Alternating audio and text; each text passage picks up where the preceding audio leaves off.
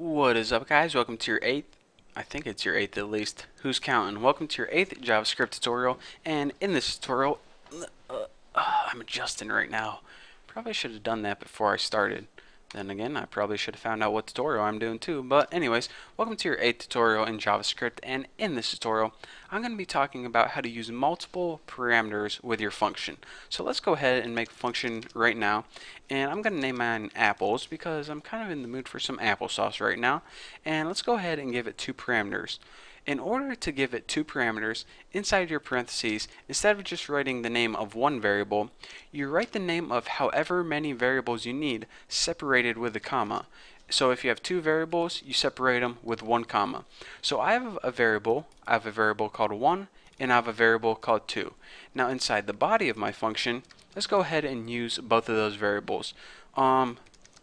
Document write, we'll just go ahead and write something like 1 is better than, and actually need some spaces, is better than add 2. So now you can see that this is where I taught you guys how to add strings to variables. This is one instance where it would come in handy.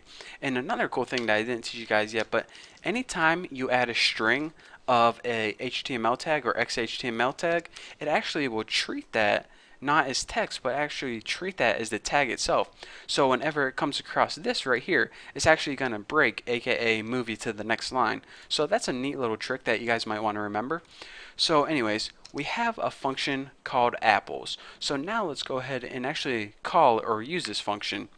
And in order to call a function, you just go ahead and type the function name anywhere in your program, and then you write what other information that it needs. So this function, we already know it needs 2 pieces of information. So let's give it 2 pieces of information. I'm going to give it my name as a variable, and as the other variable it needs, I'm going to give it the name of my cousin, Hobart. So let's go ahead and save this and refresh and see what we get. Bucky is better than Hobart. So what it did is it said, alright, we have this function that takes 2 pieces of information. So whenever we're running our program and we said that we want to use this information, it's going to say, alright, what variable are you going to use as number 1? Okay, Bucky, got it. Now what variable are you going to use is the variable 2? Hobart, got it, check. So Bucky is better than Hobart. Makes sense? You gave us both the pieces of information we need. We're good to go. So we can also call this function multiple times, and it, runs the same exact way. So let me think of some bands. Counting Crows is better than, I don't know, Bieber. And let's go ahead and write like a strawberry is better than coconut. By the way, guys, nice little piece of information.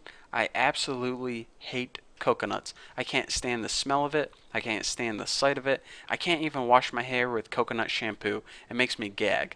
So if I ever see you, walking down the street and you have coconuts, then don't be discouraged that I don't talk to you. It's not you, it's the coconuts.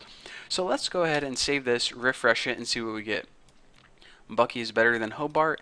Counting Crows is better than Bieber, should be are better. Strawberry is better than coconut, which is true. All of these things are true. So anyways, back to our program. What it did is it substituted the first one for 1 and the second one for 2, and then inside our function it just substituted those variables for whatever we had out here. And again, these are called the parameters, and whenever we're giving this information or substituting it, it's called passing information into your parameters. So again, if you're watching these tutorials because you were taking a JavaScript class at school and you couldn't understand your teacher, that's the questions that they're going to ask on the test, and that's the information that you need to know. Parameters, passing it in. So there you go. But if you're just watching this, then don't even worry about it. As long as your program works, you're good to go. So thank you guys for watching. Don't forget to subscribe. Don't forget to check out my website, my other videos, and don't forget to check me out if you see me on the street. So yeah, I guess I'll see you next tutorial.